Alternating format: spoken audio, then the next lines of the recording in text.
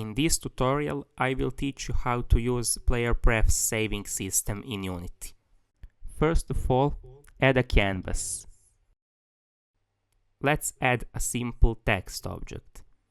Instead of new text, write 0, because that will be an integer value that I will explain later. Let's add some buttons. Go to UI button, and instead of button, write plus sign. I will explain it later. You need to add two more buttons.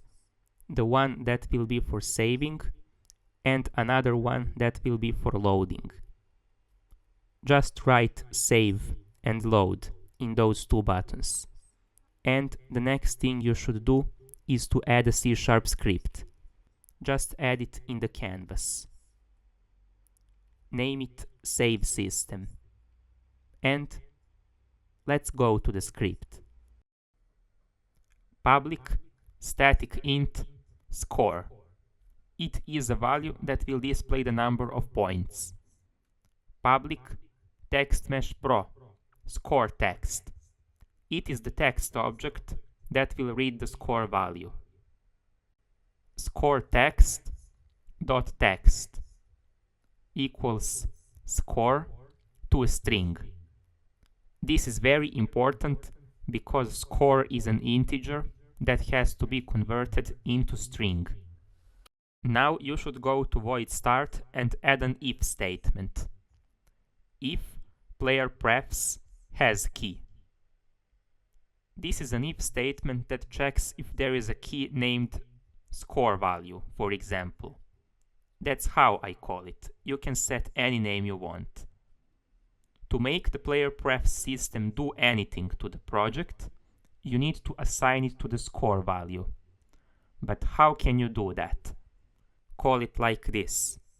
Score equals PlayerPrefs.GetInt. This is the method that will be used for loading the value from the saving system. Now you need to add public voids for the buttons.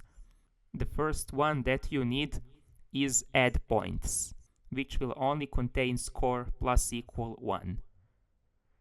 The next one is save points, which will contain this line. PlayerPrefs set int.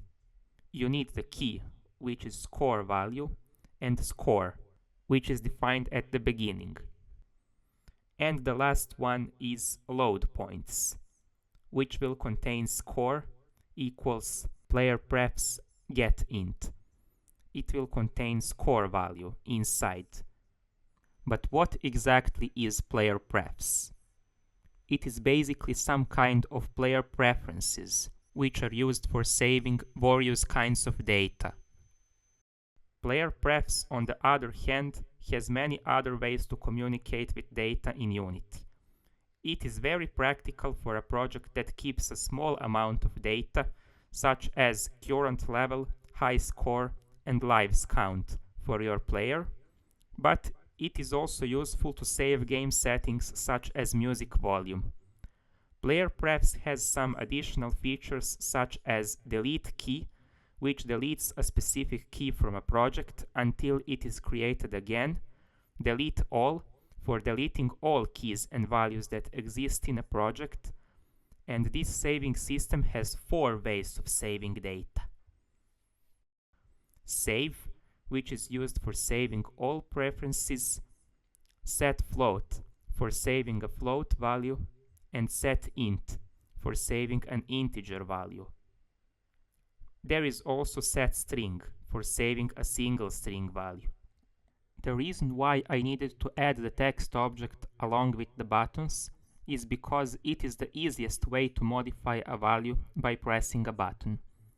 By pressing the button save, it will save the value. The load button will load the saved value from the PlayerPrefs key. Save the script and go back to Unity.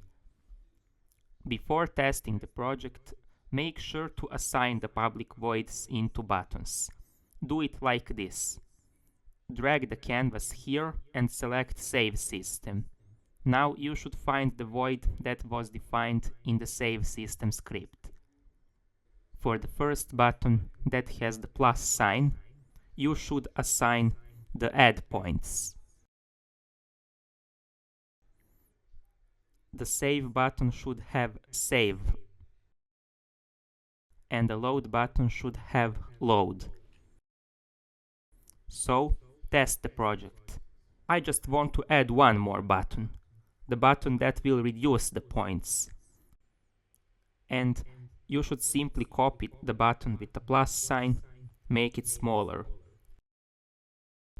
Now you should go to the script and add public void remove points and put score minus equal 1. And here's what will happen. When you assign the remove points to this button and try to play the project, now when you try to press the first button, it adds the score. You can save the value by clicking the save button, but if you increase the value even further and press load button, it will load the value that has been saved. Great job! The value will be decreased anytime when you try to press that button. And it works fine. Great job! This saving system is only practical if you have a small project. It will save data up to 1 megabyte of size. My recommendation is to use JSON saving system if you are working on a large project. Last year, I have already made a tutorial for JSON saving system. It is my preferred saving system and I am using it in my upcoming game project. The reason why I use it is because I plan to make such a large project that will have more than just a little bit of values like points or lives count. It will have much more values to save, so that's why. Basically, that's it for this tutorial. If you want more tutorials for game development in Unity, consider subscribing and liking this video. I will make more tutorials in the future, so stay tuned and have a good day.